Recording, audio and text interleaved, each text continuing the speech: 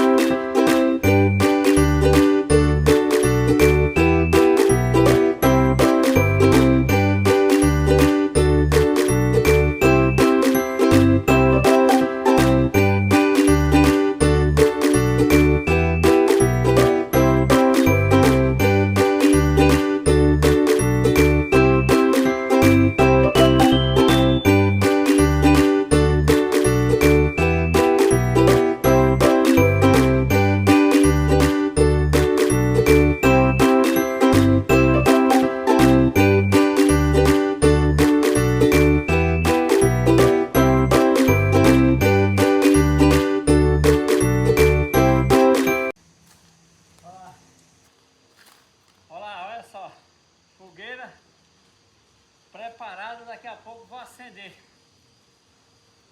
Colhi a lenha, cortei de machado, fiz a fogueira. Acompanha aí, pessoal. É isso aí, quem quer faz ao vivo. Vou guardar o machado.